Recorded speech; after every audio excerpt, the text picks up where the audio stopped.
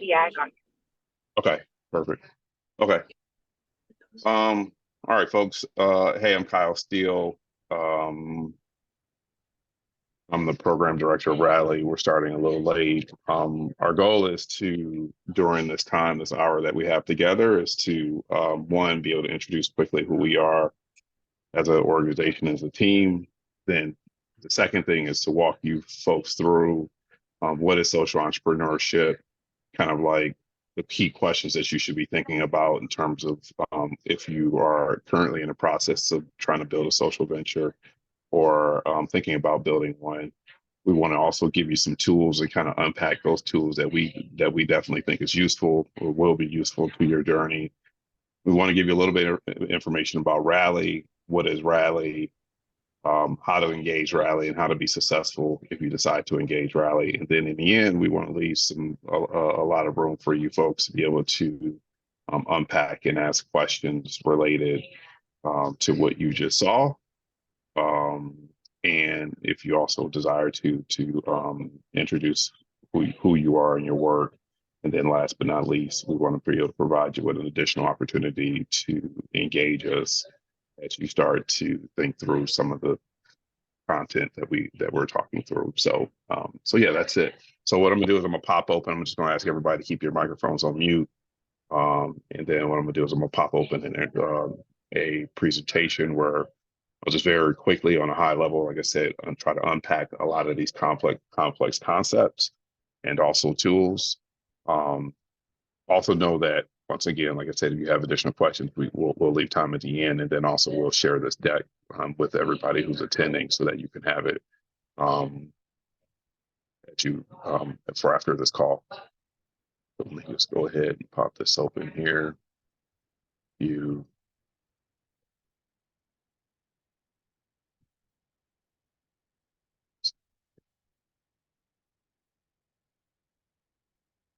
All right. So all of you are here for the Introduction to Social Entrepreneur workshop conducted by Rally. If you're here for something else, like um, workshop on how to make food, you're in the wrong place.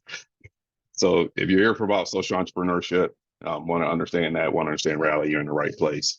Really quickly, let's talk about what is a social entrepreneur. There's plenty of definitions, but the one I think that we can all agree on is a social entrepreneur at the heart is individuals who use business principles to not only develop, fund, and implement solutions to social environmental issues. That's what a social entrepreneur is. It's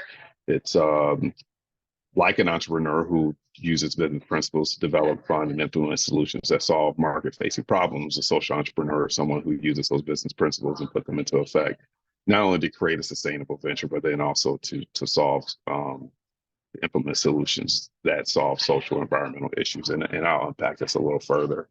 One of the most important things that we always talk about is like what's the important thing with a social entrepreneur, and what it is it's really it's with each entrepreneur is that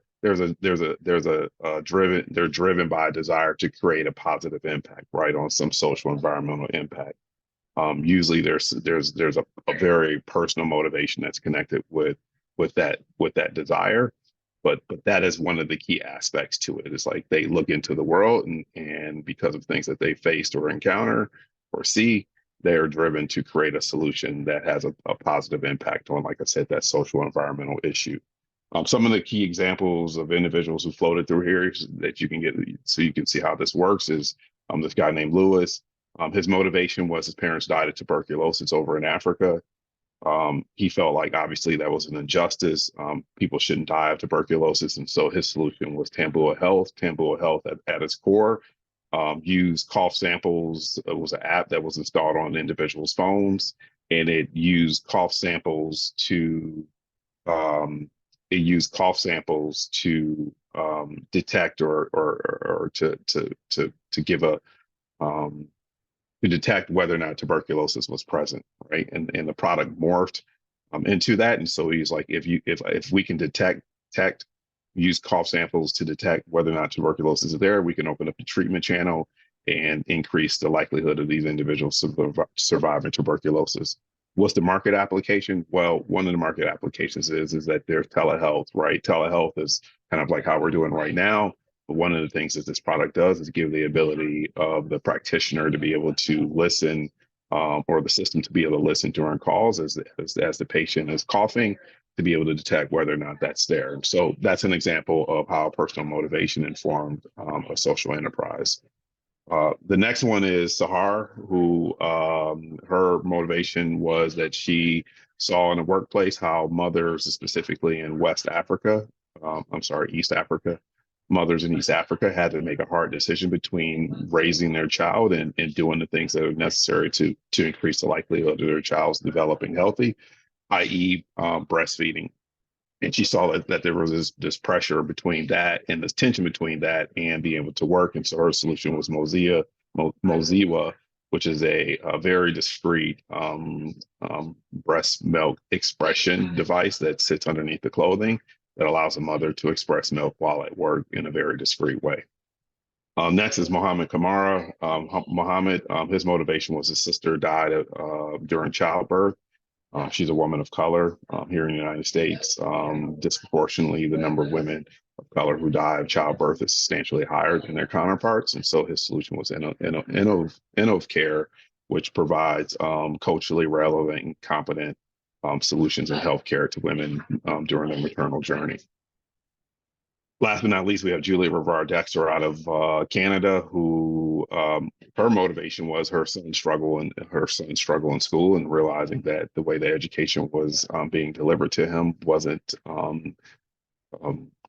good enough for him to improve his reading skills. We all know that reading is, as they say, fundamental. If a child does not learn how to read by a certain age, then the likelihood of them succeeding in life and in higher levels of education significantly decrease. And so one of the things she did was create shoelace learning to be able to use games as a way of helping children not only be able to read, but to comprehend what they're reading.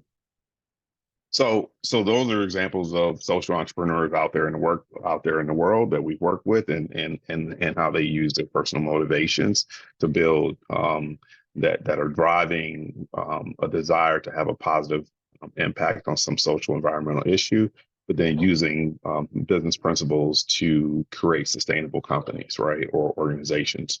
Now, the question is, what is a social venture? The first thing is that we have to look at the traditional venture structure. Here in the U.S., you have two types of entities generally. A nonprofit, which is focused on social or public impact. Usually they're funded through donations and grants. And then on the other side, you have for-profit entities, which usually are focused on increasing shareholder value. And the way that their funding happens is through earned revenue or VC dollars, right? Or loans or things of that nature. So those are traditional structures. And so at Rally, one of the things we believe is that both those individuals, both those types of companies can be social ventures, but they have to possess a certain kind of characteristics. And so some of the characteristics are that social ventures, that the founding motivation for starting the entity was a social environmental issue that the founder saw in the world and wanted to address. So that's number one. The other thing is that the organization prioritizes social impact along with business success. And so those are the two main characteristics: motivation and then prioritizing both social impact and business success. Now, let's look at this, for example. So how does a nonprofit become a social venture, right? You take what I just showed you before, and then you strap on these business strategies, right? So they implement what I say for-profit strategies. So for example, for-profit organizations are trying to deliver some market-facing product or service that solves some customer need. So the nonprofit can deploy that strategy, right? They can take existing things that they do really well and try to figure out how to charge the market for these services, because that solution or those things that they do solve a market-facing need. The next thing is that the other thing that they can do is that they can look at their donors and as customers, right? And we talk a lot about this at Rally, and how they look at their donors through a very traditional for-profit lens. They want to understand who the donor is, what are the motivations and needs, and then they try to deliver a solution through their nonprofit that then allows for the donor to become investors into a strategy or into the organization, right? So one is for, like I said, a traditional nonprofit is to be able to strap on either a market-facing product or service that solves a need, and then the second thing is could be an understanding and engaging donors like customers, just like a nonprofit or a for-profit does.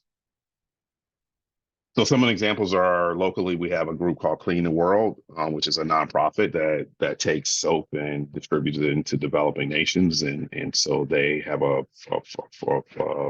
strategy where they work with CSR departments of corporations and provide CSR opportunities. And it's all about packing, delivering, sending soap to these places, because if people are able to wash themselves in their hands, that they can significantly cut down on the level of disease or bacteria, viruses that enter their body without saving them.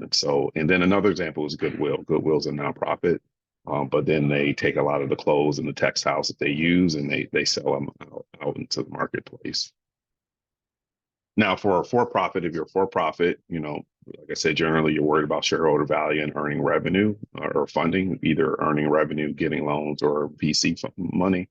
The way that for-profits become social enterprises or are social enterprises is that if they implement some kind of nonprofit strategy, right? Which is one, they're measuring they have a motivation to solve some social environmental issue, and they're measuring their impact on that issue. The second thing is that they take that social environmental mission that's important to them or the founder, and they institutionalize it within the structure of the organization. And so it becomes a part of the organization, just as important as creating a financial return for shareholders. The other thing is they also they're also they also care about creating a positive and measurable positive and measurable impact on a social environmental issue that they're trying to tackle. Some examples of these are Spoiler Alert, Change.org, Pigeonly, and Patagonia, which you may all know. All of these are organizations that are social enterprises. For example, Spoiler Alert, they take they're about food diversion, right? Like how do you take good quality food, and instead of diverting it into the landfills where it just goes to waste, how do you take that food and redistribute it to people who are in needs or into the market in a way that people will pay for it? And so that's what Spoiler Alert does. And Patagonia obviously has a lot of mission around like what the environment looks like and the world ought to look like. But obviously they're a clothing company. So where do you begin? I want to unpack some simple things, but before I do that, one of the things I need all of you to remember is that you're solving two problems. You're solving one, a social or environmental problem, and then the other thing, if you're a social venture, you're solving a market problem. So you're solving, there's two distinct problems that you're facing: a social or environmental problem and a market problem that you have to understand, that you have to understand and address. The next thing to remember is that individually, there's in each one of these categories, there's two distinct groups. On one end, on the social environmental side, you have your beneficiaries, and then on the market problem side, you have your customer, right? So let's unpack those, right? Let's make sure that you have a clear understanding of the difference between the two. So beneficiaries can be people and locations, right? Like the South Pacific or this area of land, right? So beneficiaries can be people and locations, and how they're defined is individuals or people or locations that are negatively impacted by a social or environmental issue. That is your beneficiary, right? They're not always paying you money. They don't pay you money. They're just impacted by something negative, and you look into it and you say, hey, I have a solution that can make their lives better. That's the beneficiary. On the customer end, which is the market end, customers can be people or entities. And the most important thing is that these people or entities are looking to pay for a solution that solves a problem or need that they have, right? They're looking to pay. So it's important that you folks delineate and understand that there is a difference between a beneficiary and a customer. There are circumstances where the two come together, right? And where your beneficiary and your customer can be the same people. So, for example, in the case of Mozilla, the mother who Mozilla is trying to create financial opportunities and economic laddering, right?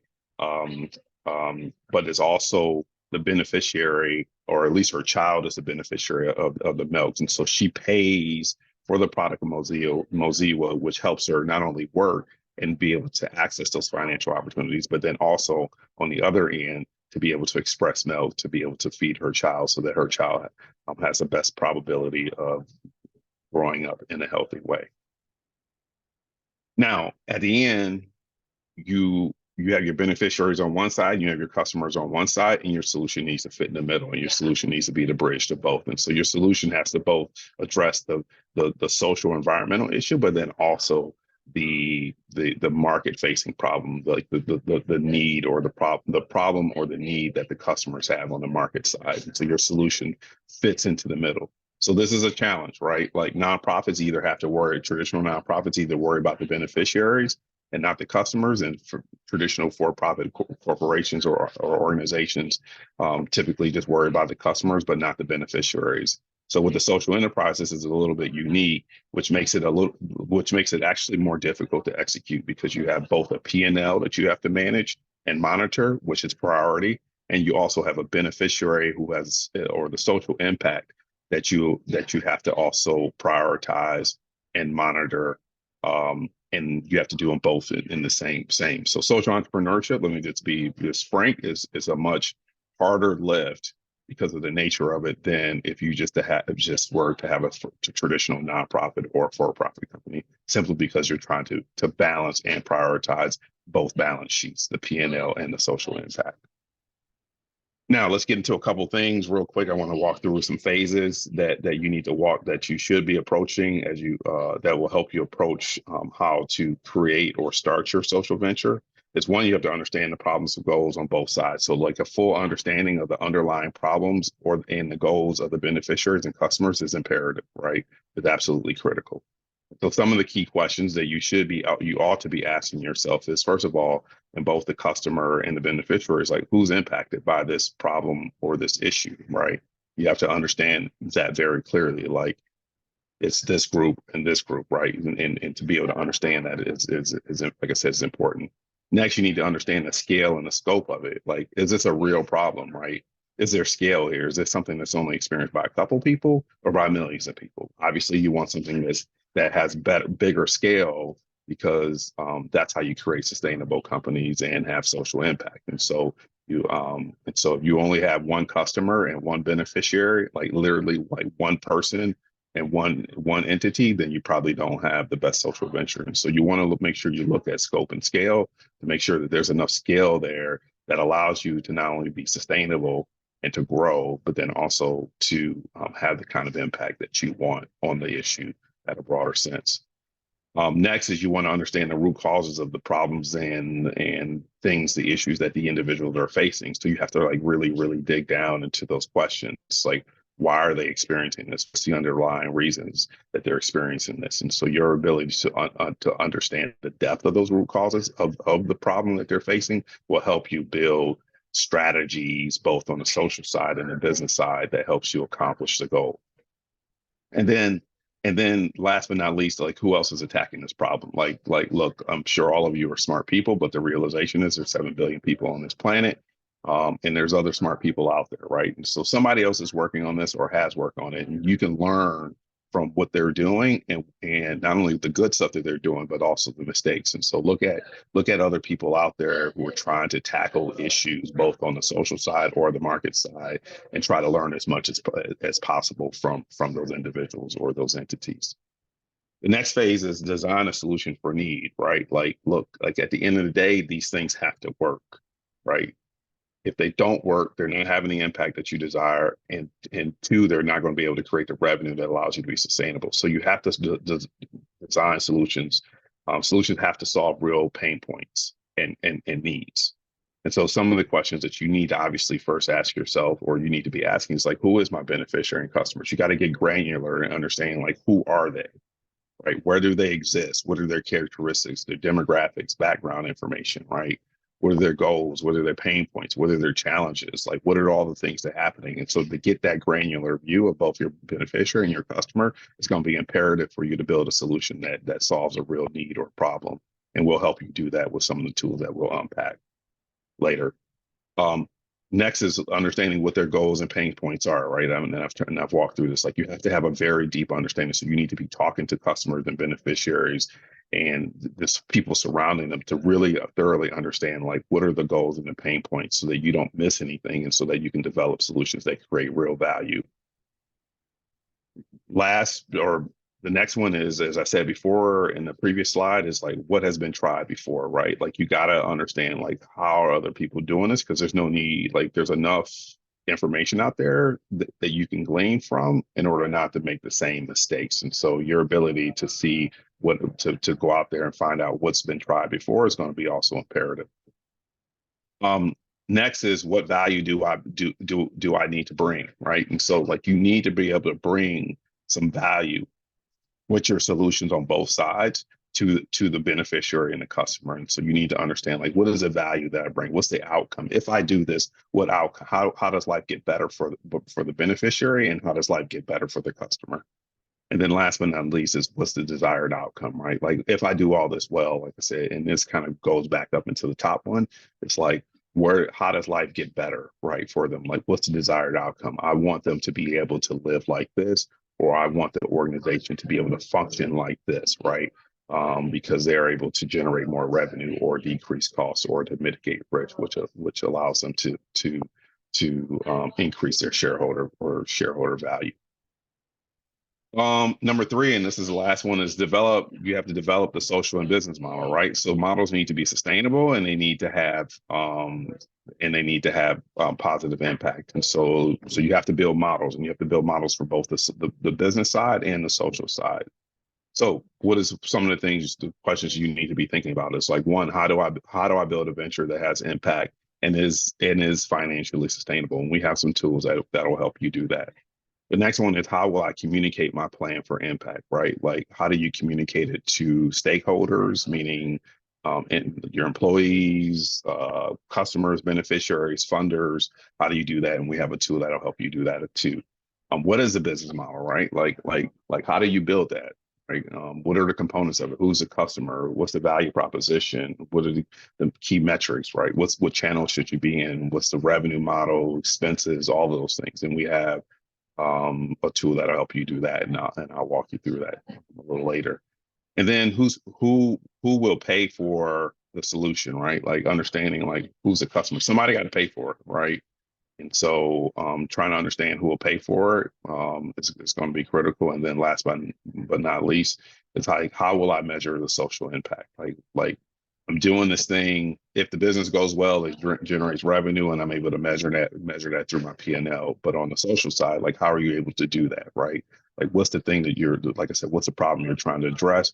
What are the indicators that shows that the needle is moving in the right way? And so then, which allow you to measure whether or not this solution that you've developed is having the right social environmental impact. So as I mentioned, there's some primary tools.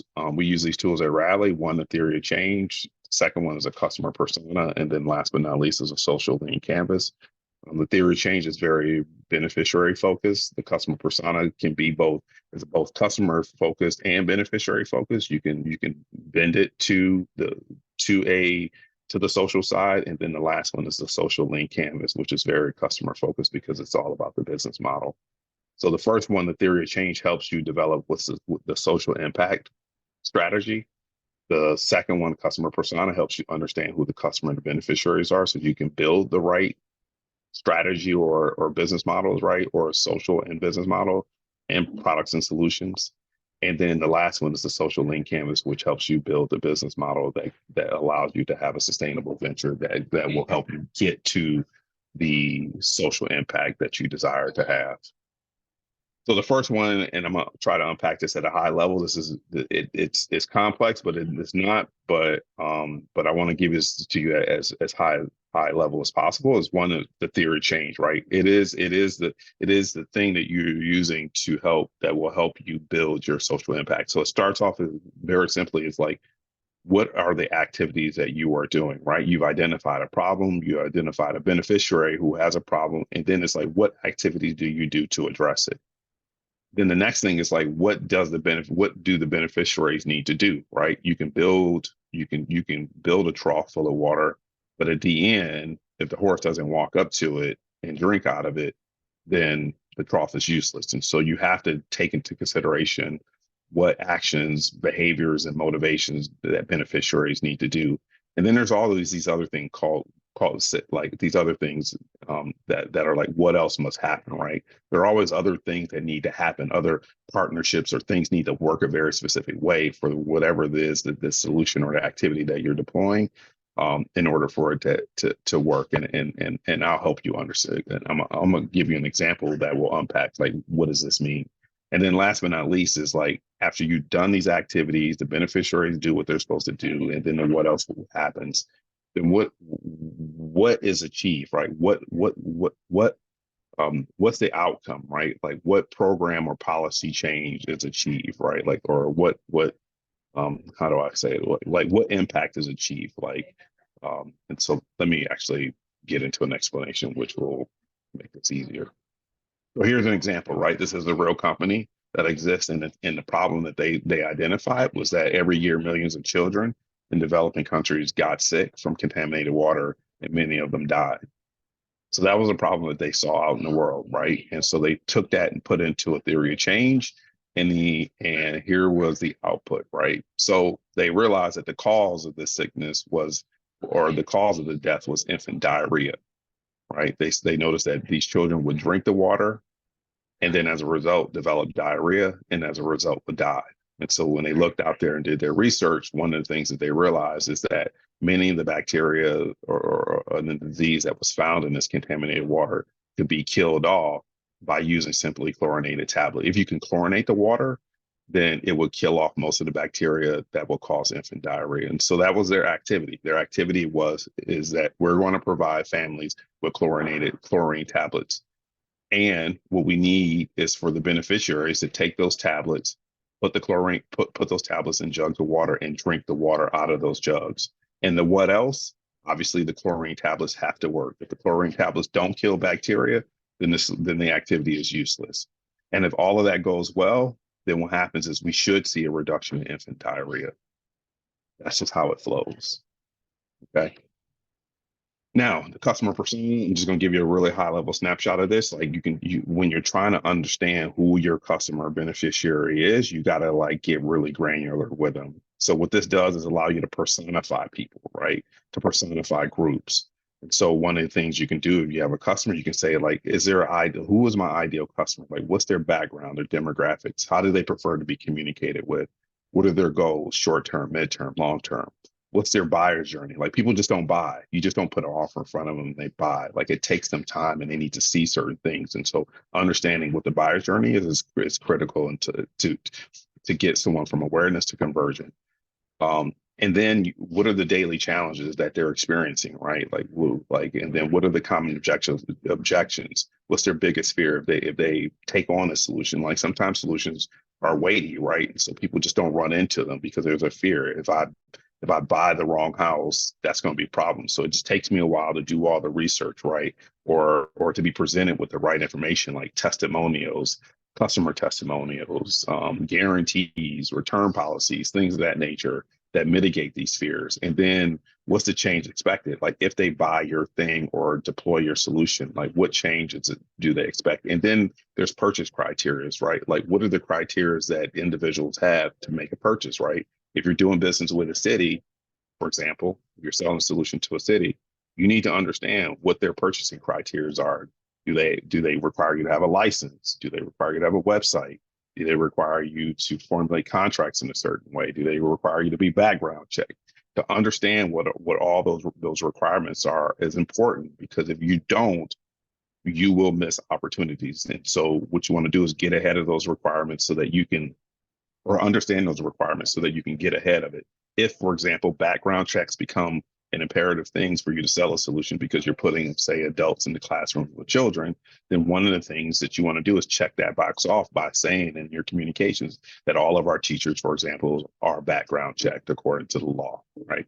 That's an example of understanding what the criteria are to purchase and how you get ahead of it. But ultimately, this customer's persona is a document that you can use to ask the questions that you need in order to build the fullest picture of who the customer is and who the beneficiary is, so that you increase the likelihood of success. So in you developing a solution that fits their needs or gets them to their goals, but then also that leads them from being aware of your solution to a place where they convert because they find value in what you're doing and they find it in the right way. And they find it in the right way.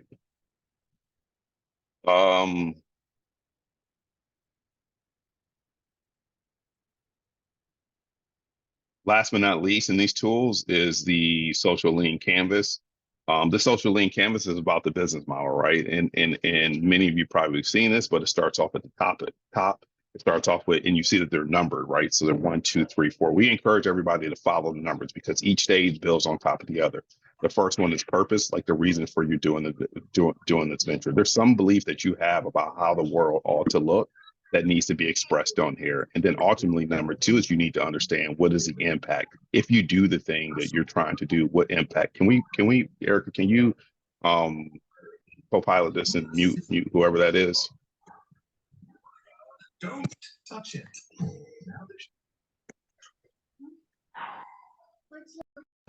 Rooms are back. Destroy. It's muted. I don't have access to mute.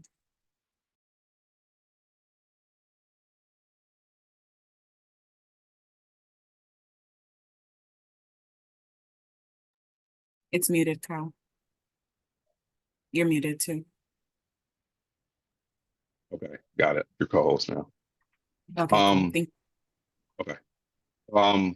So we encourage y'all to go through this in the order. It doesn't help you to go out of order. So one of the things, like I said, for an easy example, is like understanding your customer. If you don't understand your customer, you can't understand what the problem is, right?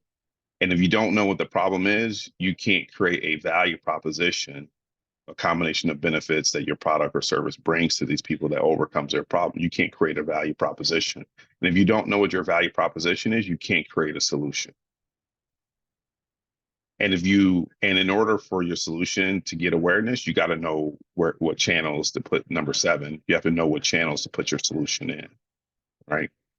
And then ultimately, you got to know what your revenue is, what your cost is to deliver the product, right? Like, how much is it going to cost me to deliver this product? And then as a result of that, you can't figure out how to price it to earn revenue if you don't understand that cost. And so you have to understand that cost first before you can build out the streams of revenue, so that and ensure that the revenue that the stuff you're charging exceeds the cost, so that you can create some cushion, i.e. profit, that allows the venture to be sustainable, right? And so that's why I said we want to encourage y'all, as you fill this out, right? You can look at each one of these boxes and it tells you what to do. As you fill this out, to follow the cycle, because each one of them builds on top of the other. If you start off with the solution without understanding what the problem is or who the customer is, then your solution probably is going to be bad. It's not going to work. And so, I just wanted to underline that a little bit. Now, last but not least, I want to kind of walk through some of the support that's available to you. Obviously, is Rally's for you. Rally is in a very specific stage, right? When you look at this spectrum, right, of people, right, whether you're for-profit or nonprofit, you have where you have the idea phase, you have where then people get together and they conceptualize this. Then you have a phase where you have a product out there and people are the team commits to it, right, by actually building a product or service. The next phase is that now there's some validation. You put something out there into the marketplace, you see that it has legs. And then once you see it has legs, now you're in a process of scaling. And then once you scale, you become an established customer. So there's different entities out there, and Rally sits at the very front end. We're here to support early stage individuals who are somewhere between concepting, commitment, and validation. And then after that, there's other groups out there like Camelback Ventures, who we work closely with, Red F, Apple and Green, who we work closely with, and then even Y Combinator, right? And so you have various entities out there that you can engage that'll walk you through this journey from the early stages all the way to the later stage, right? And so I just want to at least give you an outlook of what the landscape looks like.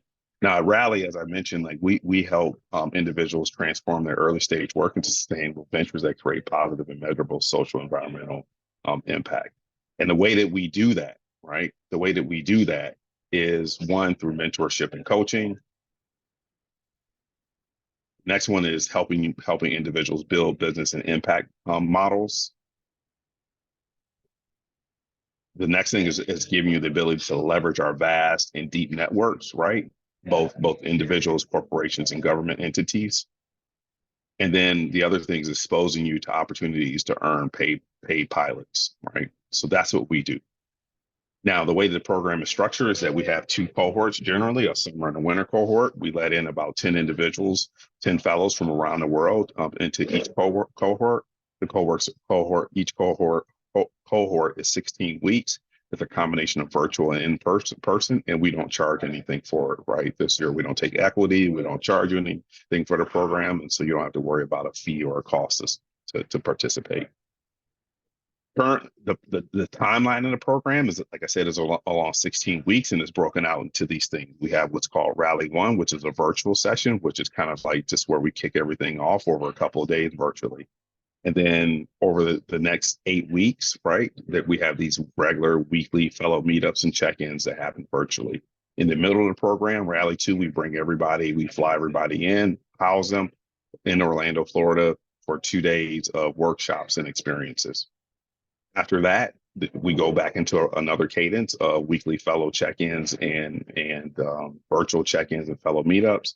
And then last but not least, everything ends with the culmination of the program with a virtual showcase where you showcase the work that you're currently doing, right? Both on the business side and on the social side. So that's kind of the general cadence. Right now, it's important to know that the applications for Rally, our summer 2024 cohort is now open. Here's a period. The deadline is for this current period is May 26th. We're going to invite interviews or interview invites will go out on June 10th. Our process is relatively quick. Within 11 days, an invitation as a fellow will be sent to you or a denial. And then the program starts July 15th and then ends on November 4th. Last but not least, one of the things I want to talk about is how to increase your application success with us, right? One, you have to be very good at articulating your personal motivation for starting a venture. That is super critical to be able to do that within the application, and there's space for it. Next is to be able to demonstrate a very deep understanding of the customer and beneficiary. Who are they? What are the problems that they're facing, right? Are there things that you've done to validate this, right? To validate assumptions and to de-risk assumptions. So your ability to articulate a deep understanding of both the customer, who the customer and beneficiaries are, and what their problems are is critical. Articulation of the business model and theory change. Use those two documents, the social link canvas and the theory change. Try to fill them in the best that you can. Using thought, we understand that they're not going to be perfect, but we want to see is that you're approaching this with some kind of vigor, right, and discipline and focus, right. And so your ability to talk about the business model and the theory change with the help of those two documents that we've given you, to be able to do that will definitely increase your likelihood of success in raising above the fray in terms of all the other applicants. Next is be able to demonstration of alignment with the UN SDGs, right? We're very big on United Nations sustainability goals. If you don't know what they are, you need to go out there and research it. There's 17 of them. Understand what the goals are and like where you fit in under each goal, right? The goals are broad, but if you get underneath, there's some indicators and some targets under each goal, and your ability to say, hey, my goal is number 4, and then my target is 4.1 or 4.2. Is important and impressive to us and our selection team. Last but not least is to be able to demonstrate coachability and workability. Coachability means that you are able to listen to the feedback that we give you, even when it's critical, and to take it in and ruminate on it, right? Look, at the end of the day, it's your company. You can do what you want to do. And so you don't necessarily have to act on our advice or our wisdom or understanding or others, but at least to be receptive to it. and to think about it and to consider it is what we think about coachability and workability. Last but not least, depending on where you are, we understand that there are certain areas that have challenges, right? Workability could be, do you have a stable internet connection? Are you able to attend the workshops and the meetings and the one-on-ones virtually without any disruptions, and to do that as successfully as possible? And so if you're in an area without internet access, like, it's going to be a problem working with us, because that's such a big part of our program. And so hopefully you can solve that. Other things could be like trivial things, like, look, you might live in a country where getting a visa is going to be a challenge. And so your ability to get ahead of that and get that visa issue checked out before you enter into the program is going to be critical, because if you don't have a visa, we can't work with you, right? If you're coming from somewhere else, right? And so those are the kind of the things that I just want to talk about, or at least highlight. If you want to increase your success with the applicants, we get about 160 applicants per cohort. We nail it down to 10. So it's extremely competitive, but if you focus on these things, you can increase your likelihood of success. Now, with that being said, let's open it up to questions. If you have a question, please first say your first name, where you're coming from, and if you're working on something, and then ask your question.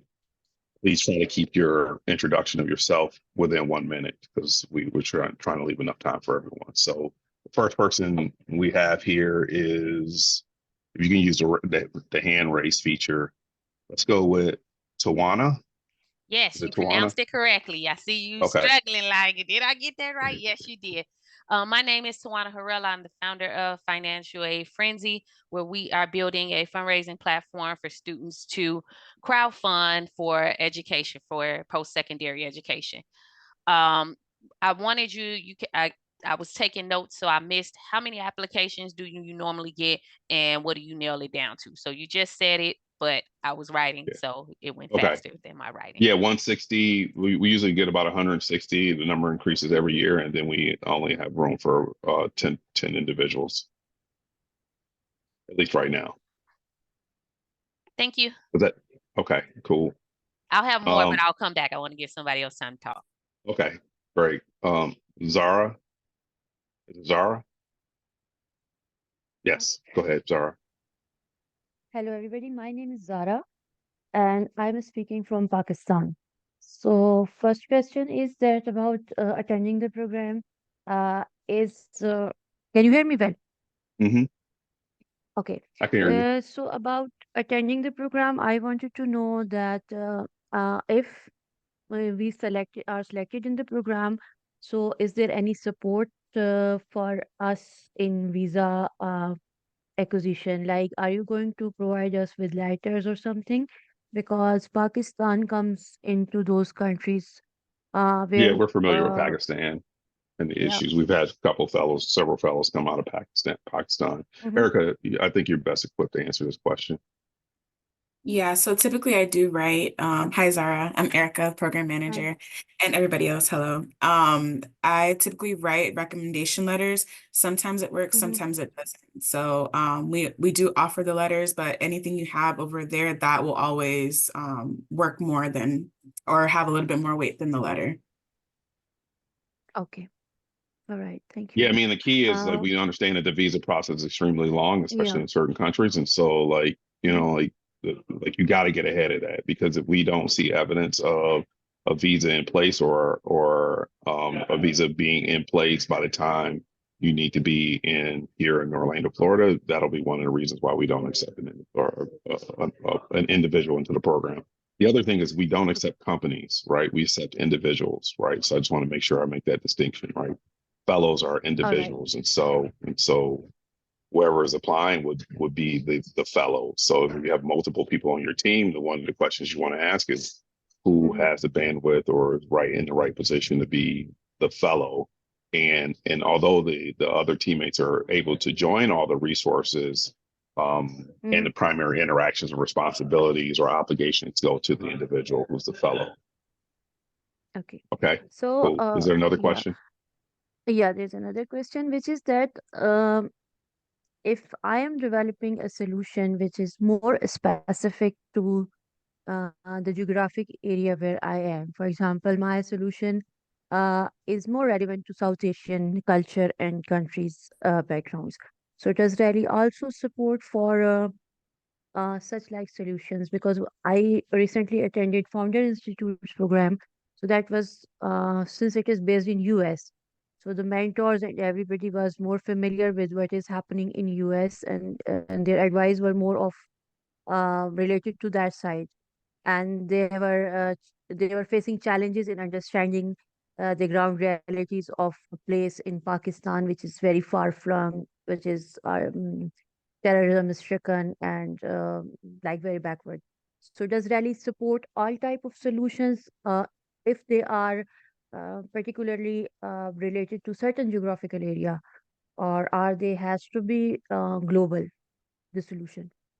So we have a mix. Currently, right now, as it is, like the main thing is that are you a social enterprise? Number one, Yeah. and so your ability to articulate the fact that you're a social venture is going to be important. And then the second thing is your ability to Mm-hmm. align with the UN SDG, which doesn't have a geographic Yeah. specification. And so if you can demonstrate those two things, then those are the kind of organizations that we're looking for. You don't have to be, you can be tied to other areas, like Mozilla is for West Africa, right? Mm-hmm. That's just the nature of it. And so some of the other Pakistani companies that we work with, like for example, Digital Girls is specifically tailored targeting Afghanistan or women living in Pakistan. Mm-hmm. And so there's not really broad applications over here, but there could be, but she's focused over there. And so she got in. So at least that's our current iteration. Okay. Okay. All right, cool. Great. Thank you. Ty, let's go to Ty. I think this you're the next person. Oh, sorry, got the camera turned around the wrong way. Yeah, it's all good. All right, let me just turn that up. Yes, my name is Ty. My name is Ty Calloway. I am the co-founder of Snapplicant. We're building an AI-powered platform for employment to help job seekers upskill into better career roles. I feel we meet with UN SDG goals. Wait, Ty, real quick, where are you located? Oh, I'm in Tampa, Florida. Okay, good. And my question was in regards to you mentioned the paid pilot that Rally offers. I just wanted to see if you can talk more about that, and also if Rally does like form introductions to venture capital firms within the region or across like nationally. Yeah. So the short on that is that number one, our primary goal is to help you to validate, to build and to validate both your business model and your social impact model. Right. That's our primary thing. And so most of our effort is designed to do that. And the way that we do that is not only through our staff, but then also our supporting cast of rally makers who are generous, very successful leaders, business leaders, entrepreneurs who use their philanthropy to support Rally and to support the fellows. So we use our network to help in not only our staff, but our network of those rally makers to support the development of the social enterprise. Now, once that's said, we do have a relationship with the city of Orlando where if your solution fits into one of the areas, into one of the problem statements that they're trying to address for the city, and they feel like your product is in a place that they will bring you in to explore the feasibility of you getting a paid or earning a paid pilot with the city. So, for example, we had a group that was developing lights. They developed a light that's 80% brighter or 100% brighter than the natural fluorescent light, but uses 80% less energy. They developed that solution, got some traction. The city of Orlando, one of their use cases was around energy usage and reducing CO2 footprint. And so the product was where it needs to fit. It fit clearly within a problem statement that the city was trying to address. And as a result, the city decided to pay for a pilot to have them install the lights in a level of a city garage. And the good news is that pilot opportunity has actually expanded into other work within the city for this specific company. That's how the process works. Every fellow is not guaranteed. It is wholly dependent on whether or not, like I said, you meet the problem statement that the city has, and that your product is in a position to be able to be a viable solution for the city. Ben, do you want to expand on that at all, or did I hit that? No, you hit that good. Yeah. And we are really focused on building your model. So if you're like specifically looking on, all I'm doing right now is fundraising, Rally's probably not the best fit. We can help you make the case to fundraisers by building out your model, but that's really our focus. Yeah. Oh yeah. Then the last thing is because Ben just noted to maybe trigger this, because you did ask this question, is in terms of our relationship with funders. Like, yeah, we know all kinds of funders. Like you saw that one page, right? The Camelback, Y Combinator, Equity Green are funders. We have relationships with them. We meet with those groups probably once a month, at least I do, and other members of the team. And so we have those relationships that we can extend to other funding opportunities. We have rally makers who are angel investors who belong to investment funds. And so, yes, our network does include venture capitalists and VC and funders, and both on the social side or the nonprofit side, and also on the social or the business side. And so, yeah, we can make those introductions if appropriate, but we do have them in our network, and they're available to our fellows if it makes sense. Awesome. Thank you. Yeah, cool. Let's see here. Piggyback Network. Yes, how's it going? Thanks for the presentation. With the 10 companies or the 10 fellows that are selected, is there going Where are you to from, be... first of all? What's Chicago. your name and where are you from? Sorry about that. Ismail Okay. from Chicago. Yes, go All by right. Ish. So we're building a platform for parents that are busy traveling every day with their children to school, after school activities, and they want to meet other local driving parents so that they can form carpools and reduce the cars on the road, take off some of their stress. So started off here in Chicago, looking to expand into other cities and ultimately other countries. Question on the culmination of the cohort, the founders that you select. Is there a demo day or an impact report or anything that's worked towards, so that it sort of shows what the trajectory of the project, the product market fit, anything like that, how they've done over the period? Or is everyone different? Is it sort of each company for themselves, each founder for themselves once the program starts? Yeah, I mean, at the end there is a showcase, and the showcase is around both showing the work and the progress you made, and helping people understand what your social and business model looks like, and so you kind of you walk through that at a high level, right? So there isn't a demo day per se. What we call it a showcase, because it's designed to. There's usually a bunch there in the room. There's different types of people. There are potential customers, there are potential funders, there's potential employees, and then there's potential partners, right? And so what our presentations are designed to do is to give each of them enough of an appetizer that hopefully they like and want to invite and want to come back for a bigger meal, which then you will get into specific conversations. So that's how our showcases are set up. They're not specific to helping you raise. They're not like fundraising presentations or product presentations, right? It's a little bit of all of that, but at a higher level. The one thing I'm going to say to you is that when listening to your product or service, one of the things you're going to have to do a really good job at, because I immediately cannot see it, is what is the social or environmental thing that you're trying to solve through this thing. And you don't have to answer that question now. Like actually, this is not the venue to answer that question, but you need to think about that and to articulate like what's the social or environmental issue that underlying that you're trying to solve. And then secondly, you have to be able to find a way that it connects to a UN SDG in a way that's authentic, right? It makes sense. So I just want to give you that words wisdom, because as you were speaking about the product or service, it's like, I don't see where the social or environmental issue is, but that doesn't mean anything, because I don't know a lot of things. I don't know most things, right? I just know a little bit. And so maybe you know that already, but if you don't, then I'm going to encourage you to take a look at those things so that it increases the likelihood of success if you want to be a part of Rally. Thank you. Cool. All right. Let's see who else. We got a couple minutes here.